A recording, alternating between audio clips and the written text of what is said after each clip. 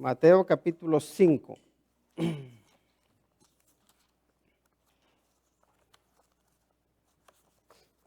Recordamos que la semana pasada vimos, la primera bienaventuranza y se encuentra en el versículo 4, ¿verdad? Donde nos dice que bienaventurados los que lloran porque ellos recibirán consolación. Bueno, ahora vamos a meditar en Mateo 5, versículos del 4 al 6. La semana pasada vimos lo de bienaventurados los pobres en espíritu, porque de ellos es el reino de los cielos. Estaba yo ya adelantándome. Vamos a dar lectura a la palabra de Dios. Mateo 5, del 4 al 6. Dice, bienaventurados los que lloran, porque ellos recibirán consolación. Bienaventurados los mansos, porque ellos recibirán la tierra por heredad. Bienaventurados los que tienen hambre y sed de justicia, porque ellos serán saciados. Vamos a orar. Te agradecemos, Padre Santo, por el privilegio que nos das de abrir tu palabra, de meditar y aprender de ella. Por favor, Señor, te pedimos que tú nos des discernimiento, que tu Espíritu Santo sea nuestro Maestro. Por favor, Señor, guíanos. Y Padre, todo aquello que nos impide adorarte como te mereces, te pedimos que tú lo quites. Señor, por favor, que este tiempo de meditación sea de bendición para todos y sobre todo que te demos a ti la honra y la gloria porque tú la mereces. Señor, por favor, llénanos de tu paz, llena de tu bendición cada hogar, llena de tu bendición a cada uno de nosotros. Pues te lo pedimos en el nombre de nuestro Señor Jesucristo. Amén. El tema, ya saben que estamos con las bienaventuranzas y el tema que quería ponerle quizás es el tema que le tenemos que poner a todos estos predicaciones que están basadas en las bienaventuranzas sería, considérate bienaventurado sí, y 3 puntos suspensivos. Considérate bienaventurado si lloras, porque recibirás consuelo. Considérate bienaventurado si eres manso, porque recibirás la tierra por heredad. Considérate bienaventurado si tienes hambre y sed de justicia. ¿Por qué? Porque vas a ser saciado. Ya está el resumen de la predicación. Pero no nos vamos a quedar ahí, vamos a continuar más adelante, profundizando un poquito en qué es lo que nos dice. El primer punto, el del consuelo para el que llora. Es lo que nos está diciendo, ¿verdad? Que aquel que llora va a recibir consuelo, va a ser consolado. Y eso es muy, muy, muy importante, porque hay mucho dolor en este mundo. Para donde quiera que voltemos vamos a encontrar dolor, vamos a encontrar sufrimiento. Si vamos a los hospitales, especialmente todos los que están ahora enfermos graves con el virus, es un sufrimiento terrible. No solo el sufrimiento que te produce la enfermedad, sino el sufrimiento de la soledad. Cuando uno se siente sin esperanza, por lo menos uno quiere estar al lado de los suyos, ver el rostro de aquellos que le aman o de los que tú amas. Pero si te apartan de tus seres queridos, no solamente es el sufrimiento físico, sino también el sufrimiento emocional, espiritual, depresión que muchas veces viene con ello, decir, pues ya, ¿qué hago aquí en esta vida? Mejor me muero, ¿no? Y si vemos el sufrimiento de los niños abandonados, si vemos el sufrimiento de todos los que padecen injustamente, si vemos el sufrimiento de tantas personas que porque se accidentan, vemos que hay mucho sufrimiento. Ahora, no solamente se llora por el sufrimiento, también se llora por la tristeza, se llora por la alegría, pero aquí la palabra de Dios cuando nos habla cuando nos dice que bienaventurados los que lloran porque ellos recibirán consolación, no debemos perder de vista a lo que se refiere. El énfasis que está dando a la palabra llorar. ¿Y qué significa la palabra llorar? Tenemos que preguntarnos, ¿no? Porque sabemos lo que es llorar, pero, por ejemplo, hace una semana o dos, vino mi sobrina a visitarnos con sus niñas, sus 3 niñas. Y una de ellas tiene una capacidad de estar llorando y al segundo estar riendo. Entonces estaba llorando desconsolada porque quería saltar. Y parecía que se le acababa el mundo. En cuanto le dice salta, le cambió el rostro enseguida y empezó a reír. Es como que esa palabra salta era su consuelo. Y ya, y jajaja, y risa, ya se le había olvidado el llanto, ¿no? Y la pregunta es, ¿ese es el lloro del que está hablando aquí la palabra de Dios? Y no es ese. Fíjense lo que significa o de qué otras maneras se puede traducir la palabra llorar. Viene del griego penteo, que es hacer duelo, que es lamentarse y también sentir culpa. Hay llanto que viene de la culpabilidad, ¿o no? De sentirse uno culpable. Pero el sentirse culpable puede ser que nos lleve hacia el arrepentimiento, o el sentirse culpable puede hacer que nos lleve al endurecimiento. Y cuando iniciábamos este servicio, recuerdan que estuvimos leyendo sobre Daniel. Daniel vivió muchos años, ¿verdad? Y lo tenemos como ejemplo de ser un hombre al que Dios amaba. Y Dios lo amaba profundamente. Tanto que le reveló muchas cosas que mucha otra gente no sabía. Ahí podemos decir que Dios le revela cuál es el plan que tiene, no solo para el pueblo de Israel, sino para toda la humanidad, a través de los siglos. ¿Por qué? Porque era muy amado, porque estaba muy cercano al corazón de Dios. Ahora, ¿cuál era el carácter de Daniel y por qué había pasado Daniel? Daniel era un joven judío cuando Jerusalén fue tomada. Era un joven, por lo visto, de la realeza. Era un joven muy inteligente. Era un joven que podemos decir que estaba preparado para ser un gobernador, para ser alguien importante. Pero a él lo arrebatan de su casa, lo esclavizan. Pero también a Daniel, fíjense, ese Daniel que vivió tantos años, que sirvió a varios emperadores, a este Daniel lo hacen eunuco. Es decir, que a él le quitan la posibilidad de tener hijos. Para un judío, que le quitaran la posibilidad de tener hijos, no era algo pequeño, era muy grande. Es como que te han privado de la bendición que Dios te da, de hacerte un nombre en las familias de Israel. Es como que te cortan a ti el futuro, te cortan la esperanza, la razón de vivir. Eso es un poco lo que significaba para él. Pero bueno, a él le hacen eso junto con otros jóvenes. Pero fíjense que la vida de Daniel no se queda ahí, no se queda truncada o vacía, no dice yo ya no tengo razón para vivir. Vemos que él tiene razones para vivir, porque encuentra razones que están fuera de este mundo. Encuentra razones que están en el cielo, en Dios.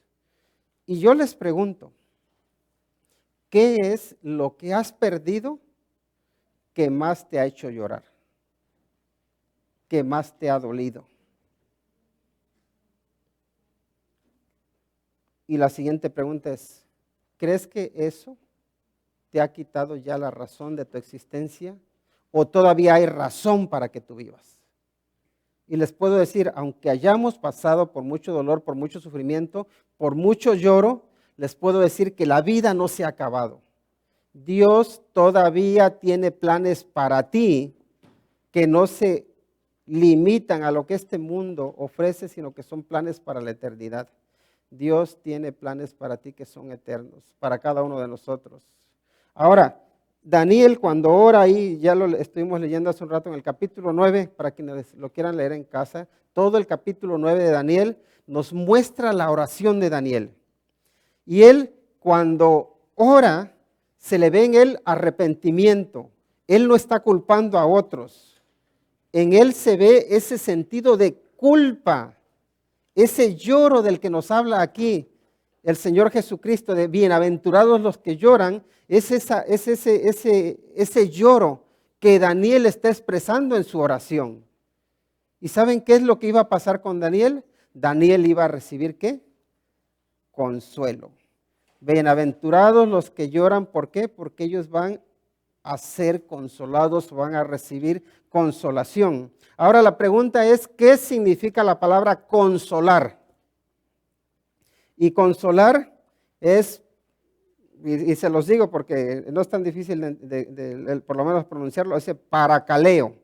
Y significa llamar, convocar, exhortar, animar y consolar. Pero miren a lo que se refiere esa palabra consolación.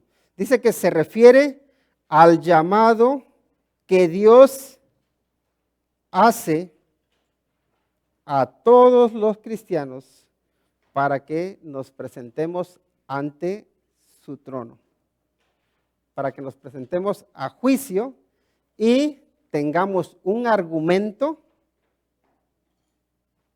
que nos justifique. Un argumento delante del trono de Dios, delante del juicio de Dios, que nos haga mantenernos de pie cuando estemos ante su presencia.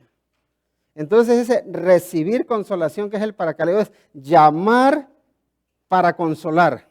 Entonces es que Dios te va a llamar, nos va a llamar a todos en algún momento para que nos presentemos delante de Él y ahí vamos a recibir consuelo. Pero tiene que haber un argumento, tiene que haber unas palabras que nos justifiquen delante de Dios, para que no recibamos condenación, sino para que recibamos consolación. ¿Y saben cuál es el argumento que todos nosotros, si estamos en Cristo, tendremos y será suficiente? Es justificado por Cristo. Todos aquellos que nos presentemos delante de Dios para recibir consolación, nuestro argumento va a ser Cristo Jesús. Es estoy en Cristo. Si te presentas delante de Dios sin Cristo, no va a haber consuelo. Pero si te presentas delante de Dios con Cristo, vas a tener consolación. Y esa es la idea, que entonces son bienaventurados los que lloran, pero no el que llora nada más porque se emocionó y ahora le dio por llorar, sino aquel que reconoce su culpa, que se arrepiente, que pide perdón. Aquel que llora porque es pecador, porque dice, le he fallado a Dios. Y ahí hay una aventuranza y una bendición. Yo no sé si se han dado cuenta, pero mucha gente, cuando pasa por problemas, cuando pasa por sufrimientos, nada más dice, ¿por qué me pasa esto? ¿Por qué me pasa lo otro? Y quiere una solución, pero no quiere un cambio en su vida. Y normalmente cuando pasamos por sufrimiento, cuando pasamos por lloro, tenemos que encontrar también una lección. ¿Qué me está enseñando Dios en esto? Y algo que creo que les tengo que preguntar a cada uno de ustedes es este. ¿A ti te produce sufrimiento el pecado? ¿Te produce culpabilidad el pecado? Es decir, cuando tú obras mal, ¿te sientes culpable o no? ¿Hay algo en ti que no te deja estar en paz? ¿O tú pecas y no hay lloro en ti? No hay ese sentimiento de culpa. Si no lo hay, entonces ¿sabes qué es lo que pasa? No somos de los bienaventurados. Porque el pecado, en lugar de hacernos llorar, nos hace reír. Y eso está un poco triste, que el pecado, que la maldad nos haga reír. ¿Te gozas en el pecado o lloras por el pecado? ¿Te sientes tan tranquilo o hay culpabilidad? Y creo que ahí cada uno de nosotros tenemos que examinarnos y ver si somos esos bienaventurados. Si me debo considerar bienaventurado, ¿por qué? Porque tendré consuelo. Esa es la parte de la bienaventuranza por aquellos que lloran, porque tendrán el consuelo de Dios, porque en algún momento se les dirá, cuando seremos llamados a su presencia, seremos consolados, porque habrá un lugar donde ya no habrá más llanto, ya no habrá más dolor, ya no habrá más pecado, no habrá más maldad, porque las cosas viejas pasaron, dice, y aquí todas son hechas nuevas. Ahí está la primera bienaventuranza. Y la segunda es esta. Considérate bienaventurado si eres manso. ¿Por qué? Porque vas a recibir una herencia. ¿Y qué es la palabra? ¿Qué es la mansedumbre? Una persona mansa. Y una persona mansa se puede decir que es una persona que mezcla la fuerza y la ternura.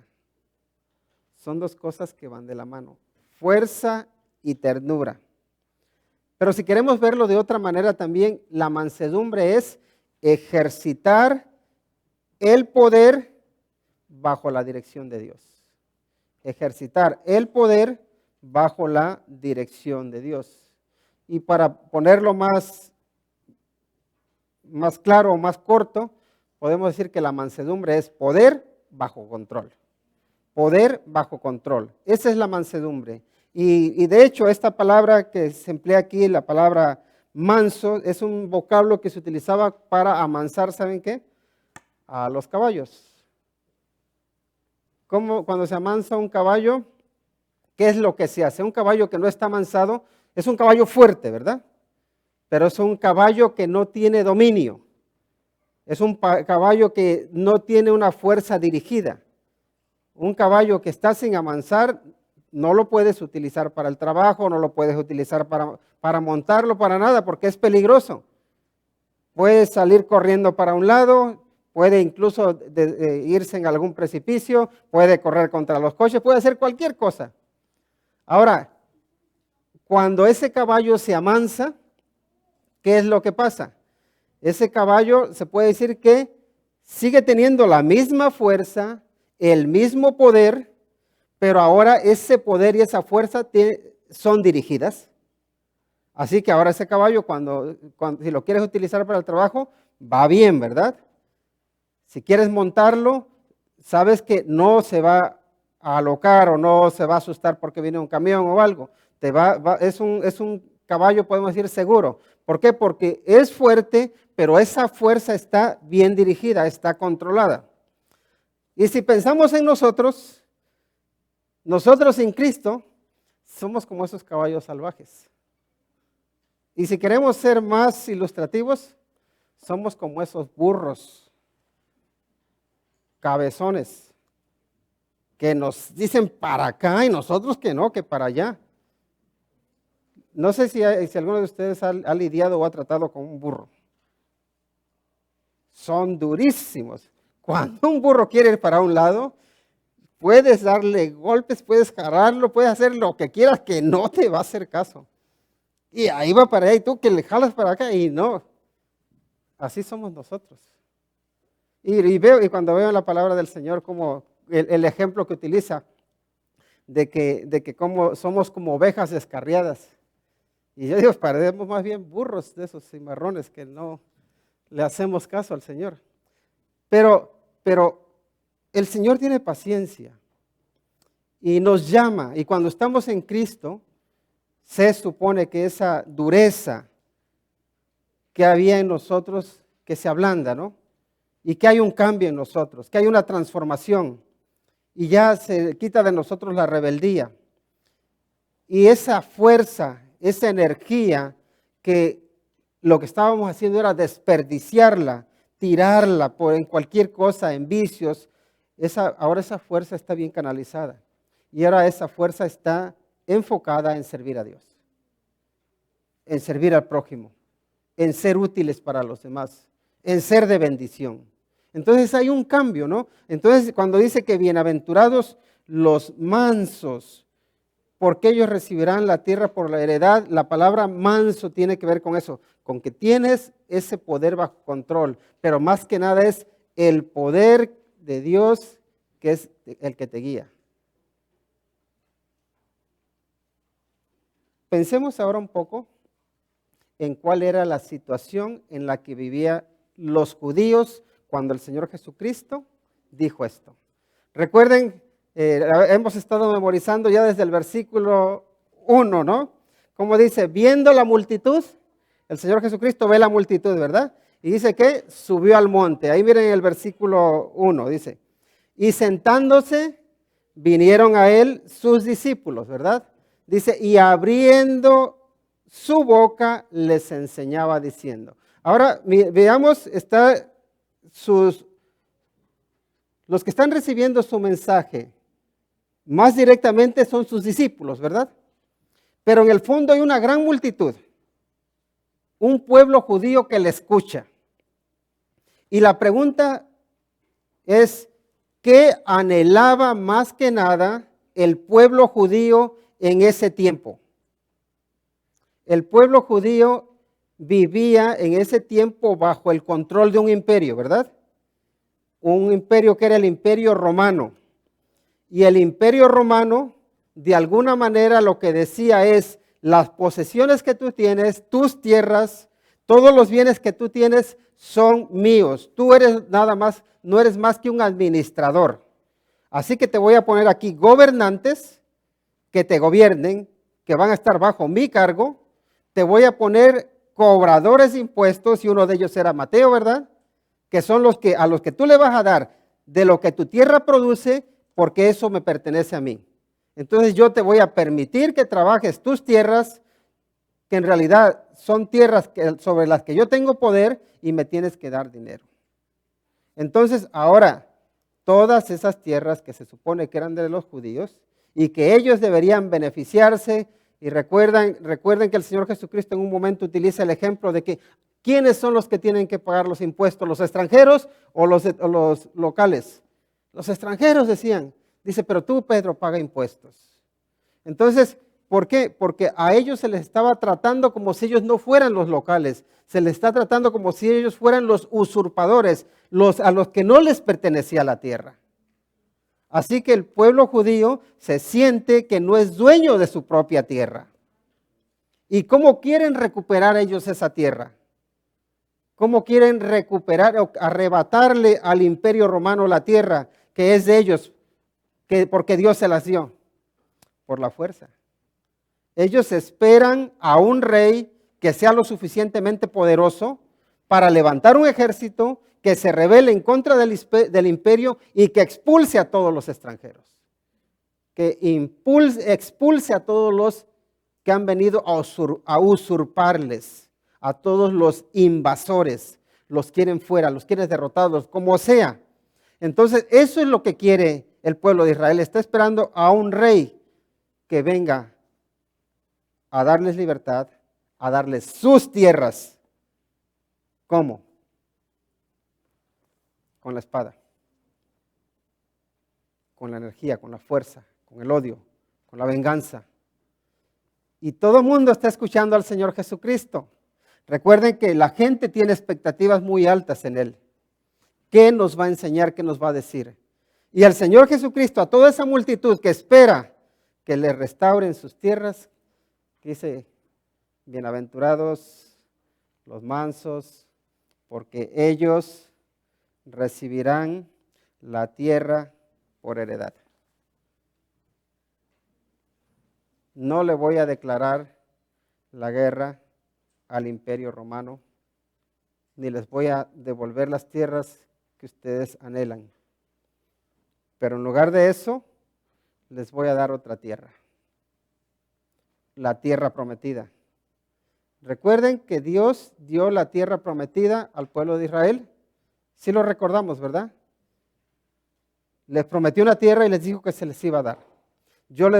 A Abraham le dijo, yo te voy a dar la tierra por heredad, la tierra de Canaán. Y se la dio. Y ahora le promete otra tierra.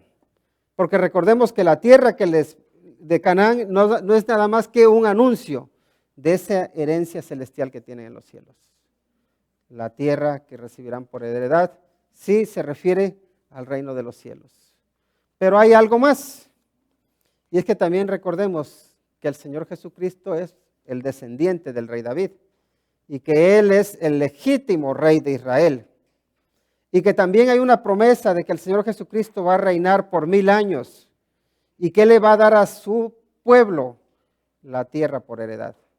Ahora su pueblo tiene que arrepentirse, su pueblo tiene que cambiar, su pueblo tiene que entender que no se gana la tierra él con su poder, con su fuerza, con su espada, sino que la tierra él la va a recibir y que le corresponde ser manso. ¿Cómo tiene que ser manso? ¿Es poderoso? Sí, pero su poder tiene que estar controlado. Poder en control. El Señor Jesucristo se puso Él mismo como ejemplo de mansedumbre. ¿Y qué dijo? Vengan a mí los que están trabajados, los que están cargados. Dice, yo los voy a hacer descansar. Lleven mi yugo sobre ustedes y aprendan de mí, que soy ¿qué? Manso y humilde de corazón y hallarán descanso para sus almas. La mansedumbre es lo que el Señor Jesucristo nos enseña. ¿Cómo nos enseña el Señor Jesús la mansedumbre? Nos enseña la mansedumbre teniendo su poder bajo control. ¿Quién es el ser? ¿Hay alguien que sea más poderoso que Cristo Jesús? No lo hay. El Señor Jesucristo, cuando el diablo quiso tentarlo, lo podría haber acabado ahí. Pero el Señor Jesucristo controla su poder. Y el Señor Jesús lo que hace, Él podría haber vencido sin necesidad de ir a la cruz. Sin embargo, Él vence yendo a la cruz. El Señor Jesucristo nos enseña su mansedumbre cuando Él dice, si te hieren en una mejilla, ponle la otra. Si al Señor Jesús, si Él hubiese querido y le diesen en una mejilla, ¿qué podría haber hecho con aquel que le dio en la mejilla? Lo podría haber ahí fulminado y no lo hizo porque su poder lo tenía bajo control. Pero también lo vemos que cuando está ese alguacil que lo golpea y él se tranquiliza y le dice, ¿por qué me golpeas? Si he hecho algo mal, dime en qué está el mal. Pero si no está mal, si no he hecho nada de mal, dime en qué he pecado, cuál es mi fallo. Y si no, da cuenta de tus hechos. El Señor Jesucristo nos enseña la mansedumbre sabiendo actuar de forma correcta en cada circunstancia. Por eso es importante que aprendamos a ver cómo se comportó el Señor Jesucristo en cada circunstancia y pedirle que en su misericordia nos ayude ¿a qué? A imitarle. Porque Él se pone como máximo ejemplo de mansedumbre. Entonces, una persona mansa no es una persona débil, una persona mansa es una persona fuerte que tiene su poder bajo control.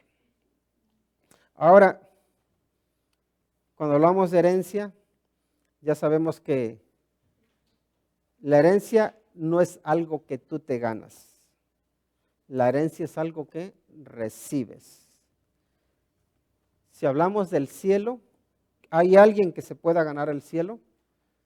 Pregunto, ¿hay alguien que se pueda ganar el cielo? Según vemos en la Biblia, no hay nadie que se pueda ganar el cielo, pero sí hay gente que dice que se puede ganar el cielo. Me acuerdo en una ocasión que le hacían una entrevista y era un sacerdote, y le dicen, ¿piensa usted que se va a ir al cielo? Y dice, ¿cómo no me voy a ir al cielo? Y dice, ¿y por qué? Y ya empieza a decir todas las cosas que había hecho. Entonces dice, por todo lo que he hecho, yo creo que sí me voy a ir al cielo. Y también hablando con un amigo, le pregunté eso, le digo, ¿tú crees que vas a ir al cielo? Dice, yo creo que sí. Le digo, ¿y por qué? Y ya también me empezó a decir todas las cosas buenas que hacía. Y la verdad que hacía muchas cosas buenas. Digo, wow. Le digo, yo creo que por todas las cosas que has hecho, tú no te vas al cielo, te vas al infierno. Dice, no, ¿cómo me dices eso? Le digo, porque mira, tú me dices que sí te puedes ir al cielo por todo lo bueno que has hecho. Y no te digo que está mal que lo hayas hecho, está muy bien. Pero sabes una cosa que te falta, que es la mejor. Y es que tú no me has dicho que te vas a ir al cielo porque el Señor Jesucristo te ha salvado, porque le has confiado tu vida a Él. Tú crees que te vas a ir al cielo por todo lo bueno que has hecho, por todos tus logros, por todo lo que has trabajado. Pero ¿sabes qué? La Biblia no nos enseña que nosotros nos podemos ganar el cielo. No nos enseña que la tierra la vamos a recibir porque nos la hemos ganado, sino que nos enseña que vamos a recibir el cielo por herencia. ¿Por qué? Porque cuando somos hechos hijos, entonces el Padre nos da una herencia. Uno como padre, ¿qué es lo que hace cuando se muere o antes de morirse? Uno lo que hace, ve sus 4 vacas, sus 4 borregos o coches, lo que sea, lo que uno tenga, ¿no? Y uno lo divide de una forma justa, busca uno hacer las cosas justas, y dice, pues esto tiene que ser para este hijo, este para esto, lo otro, y uno da su herencia, ¿no? Y uno se la da a los hijos normalmente, o a los sobrinos, o a quien uno quiera.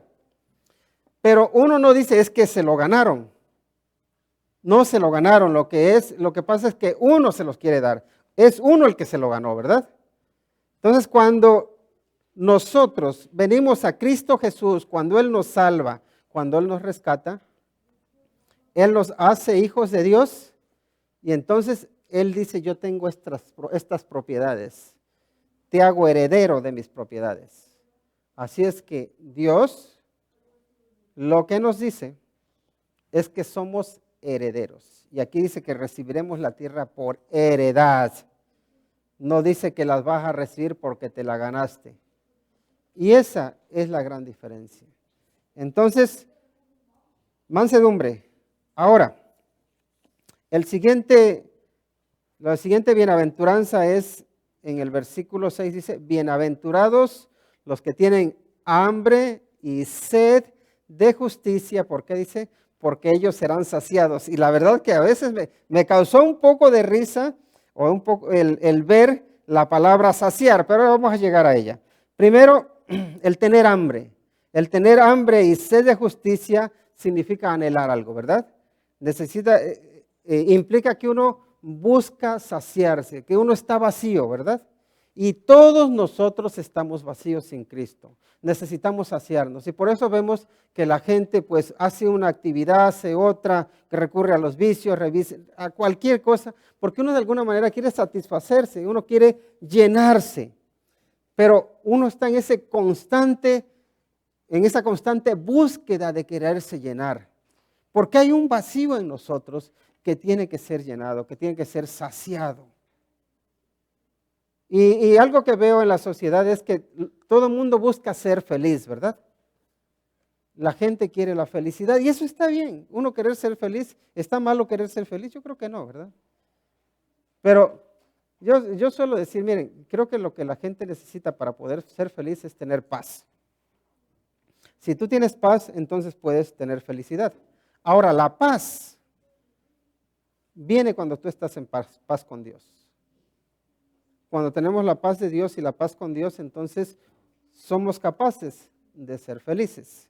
Bien, ahora, eso es lo que nos habla. Y aquí lo que nos dice es que los que tienen hambre y sed de ¿qué? De justicia. ¿Y qué es la justicia? La justicia es lo que tiene la aprobación de Dios. ¿Qué es justo? Todo aquello que Dios aprueba podemos decir que es justo. Un hombre, por ejemplo, si Dios lo aprueba, es justo. Una mujer, si Dios la aprueba, es justa. Todo aquel que tenga la aprobación de Dios podemos decir que es justo. ¿Cómo es aprobado un hombre? ¿Cómo somos aprobados nosotros? Por medio del Señor Jesucristo. Cuando Dios Padre nos ve a través de su Hijo, ¿verdad? Porque el Señor Jesucristo es justo. Bien, entonces, pero luego está la justicia de que uno quiere ver en este mundo que tiene o que comete tantas injusticias, queremos ver que se haga justicia. Queremos ver que se haga justicia a aquel que no le pagaron su salario. Queremos ver que se hace justicia a aquel que le quitaron sus tierras. Queremos ver que se hace justicia a aquel que lo juzgaron injustamente. Queremos ver que se hace justicia a aquel al que se hirió en un trabajo y en lugar de remunerarle o recompensarle o pagarle para que pueda curarse y si ya no puede trabajar para que pueda seguir viviendo, que le dan una patada y que dicen ya no vengas aquí. Queremos ver la justicia, ¿verdad? Queremos que se hace justicia, pero no siempre se hace justicia. Pero hay un momento en que entendemos que se va a hacer justicia. Y uno o se deleita en la justicia o se deleita en la injusticia. Y esa es la otra parte, porque nosotros normalmente, y suele ser que nos identificamos con los que aman la justicia, ¿verdad? Pero hay veces que también nos identificamos con los injustos. ¿Y por qué nos identificamos con los injustos? Porque normalmente cuando el que está haciendo la injusticia es alguien de tu entorno, es alguien que te explica cuáles son sus motivos, entonces lo entiendes. E incluso le das una palmadita y le dices, tienes razón. Porque uno como que suele hacer grupos. Cuando uno está actuando injustamente, uno busca el apoyo de otros para decir, si no estoy tan mal, un poco para justificarse. Uno quiere justificarse de sus injusticias porque en el fondo todo mundo al final sabe lo que está bien y lo que es lo bueno y lo malo. Pero la justicia de Dios es lo que anhelamos especialmente cuando se nos hace injusticia. Pregunto, ¿al pueblo de Israel se le hacía injusticia? Mucha. Tenían que pagar impuestos a un emperador que nunca habían conocido.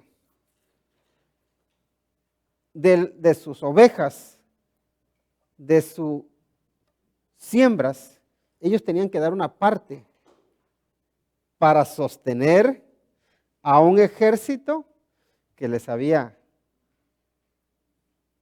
matado a muchos familiares y que les quitaba, que los explotaba, que abusaba de ellos. Entonces, ahora imagínate que tú, de lo que estás trabajando, que tengas que agarrar de ahí para mantener al que te está golpeando, al que te está quitando lo que es legítimamente sería tuyo. ¿Crees que no vas a tener ganas de que se haga justicia? Todos vamos a querer que se haga justicia, por supuesto. Esa era la situación de ellos. Ellos anhelaban la justicia. Pero más allá de estas injusticias que vemos en la tierra, lo que hace falta es que la justicia de Dios se revele. Y la justicia de Dios hace falta que se revele, sí, sobre aquellos que cometen injusticias, pero también en nuestra vida, porque nosotros mismos somos injustos. Les pregunto a ustedes, ¿han actuado alguna vez injustamente? ¿Somos injustos? Y les digo, muchas veces caemos en el problema de que somos injustos. Somos injustos con nuestros hijos, somos injustos generalmente es con los que están bajo nuestras órdenes o bajo nuestra responsabilidad. Pero hay mucha injusticia en este mundo, la de otros y la nuestra. Y necesitamos que la justicia de Dios se manifieste en nosotros, que Dios nos apruebe. Y por eso es que necesitamos que nos justifique el Señor Jesucristo. Ahora, dice que aquellos que tienen hambre y sed de justicia, los que quieren ver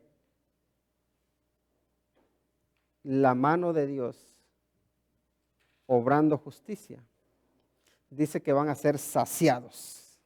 Y miren la palabra saciar, lo que significa, o cómo se puede traducir también. Se puede traducir como alimentar, como llenar, como saciar, pero me llamó la atención que también se traduce como engordar. Digo aquí, todos estamos engordados ya. Y es esa idea de cuando, por ejemplo, uno si tiene voy a poner un ejemplo, estoy utilizando muchos ejemplos, estoy viendo más del campo, pero cuando uno quiere engordar un cerdo, porque lo quieres tener listo para Navidad, o un pavo, lo que sea, ¿no? Entonces ahí estás, te preocupas por alimentarlo y que esté bien comidito, ¿verdad? Entonces ya cuando se llega el momento, ya está gordito. Y cuando ya está gordo es que ya está saciado, ya está lleno. Ahora, nosotros, cuando tenemos necesidad o hambre de algo, cuando tenemos sed, recordamos ese ciervo que brama por las corrientes de las aguas. ¿Y dónde encuentra su consuelo? ¿Dónde es saciado? En la presencia de Dios. Dice, ¿cuándo vendré y me presentaré delante de ti? Porque ese siervo anhelaba llegar a las corrientes de las aguas y el salmista anhelaba saciarse de esa misma manera en la presencia de Dios. Necesitaba que Dios lo satisfaciera, necesitaba que Dios lo llenara y de alguna manera que Dios lo engordara, pero en el buen sentido de la palabra, que lo llenara, que ya no sintiera que tenía necesidad. Así que dice que todos ellos, aquellos que tienen hambre y sed de justicia, que van a ser ¿qué? Que van a ser saciados. ¿Por qué? Porque verán que al final de cuentas, Dios es justo, que Dios justifica, que Dios hace justicia.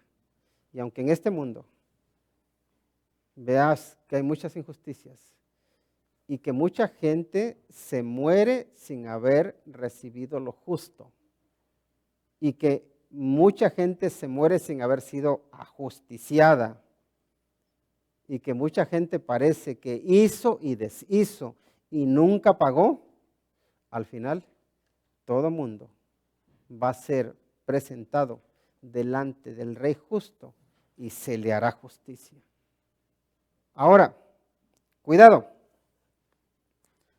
Tú y yo, cuando se nos hace injusticia, pedimos justicia, ¿verdad? Justicia, justicia, vemos en las manifestaciones, porque ellos creen que se les está haciendo injusticia. Pero cuidado cuando le pedimos justicia a Dios, porque si tú le pides justicia a Dios, entonces es porque tú eres justo. Y la pregunta es, ¿tú eres justo o eres injusto? Y si eres injusto, ¿qué estás haciendo con tu injusticia? ¿Qué has hecho con tu injusticia? Y ahí es donde todos tenemos que, antes de ser llamados por el juez justo, tenemos que presentarnos ante el abogado que justifica. Porque si tú no has ido ante el Señor Jesucristo, que es tu abogado, quien te puede representar delante de un Dios justo, te aseguro que tu justicia, todo lo bueno que tú has hecho y que crees que te va a dar el derecho de entrar al cielo, ¿sabes qué? Todo eso te va a fallar. Y al final tú también vas a caer presa de la justicia divina. Y en lugar de recibir consolación, ¿sabes qué vas a recibir? Maldición. Y eso es grave. Eternamente grave. Por eso es importante presentarnos delante de Cristo Jesús para que Él nos justifique. Decirle, Señor, soy injusto, justifícame, límpiame, lávame. Soy un deudor que no puede pagar su deuda, págala. Estoy manchado y no puedo limpiarme, lávame. Dice la Biblia que si confesamos nuestros pecados, Dios es justo. ¿Para qué?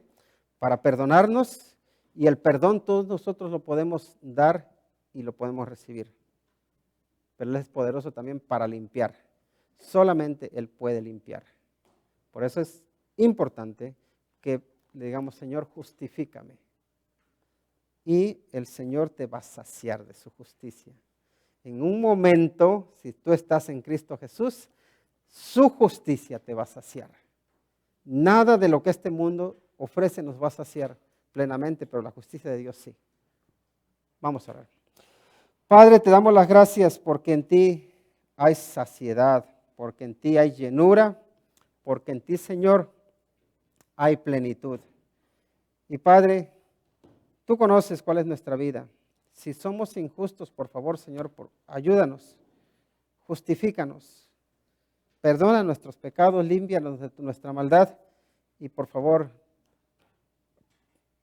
que cuando nosotros podamos o tengamos que presentarnos ante ti, cuando seamos llamados, que seamos llamados no confiando en nuestra justicia, sino en tu misericordia, en que tú, Señor, por tu gracia nos has justificado, nos has limpiado y nos has perdonado. Señor, por favor, llénanos de tu presencia, llénanos de ti y llévanos a nuestro hogar, llenos de tu paz, llenos de tu gozo y también, Señor, saciados de tu justicia. Pues te lo pedimos en el nombre de Cristo Jesús. Amén. Que el Señor les bendiga.